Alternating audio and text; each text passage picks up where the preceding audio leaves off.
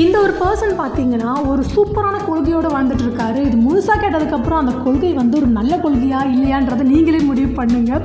So இவர் வந்து சாப்பாட்டை தவிர வேறு எதுக்கும் செலவு பண்ண மாட்டாராம். சாப்பாட்டுக்கே ரொம்பவே கம்மியாக தான் செலவு பண்ணுவாராம். அது மட்டும் இல்லை, இவரோட வீட்டில் எந்த விதமான ஃபர்னிச்சர்ஸுமே இல்லை.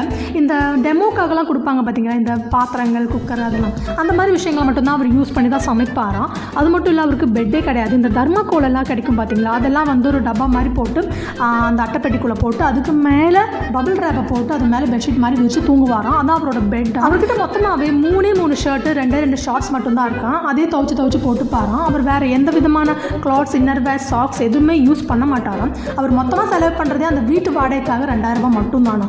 ஸோ இந்த மாதிரி செலவு பண்ணாமலும் வாழ முடியுன்றதுக்கு உதாரணமாக இவர் வாழ்ந்துட்டு இருக்காரு. பட் இதை பார்க்கும்போது என்னடா இது வாழ்க்கை அப்படின்னு தோணும். எத்தனை பேருக்கு இது வந்து ஒரு பெஸ்ட்டான சாய்ஸ் அப்படின்னு நினைக்கிறீங்களோ கமெண்ட் பண்ணுங்கள். இல்லை வாழும்போது நல்லா வாழ்ந்துடலாமே அப்படின்னு நினைக்கிறாங்களோ கமெண்ட் பண்ணுங்கள்.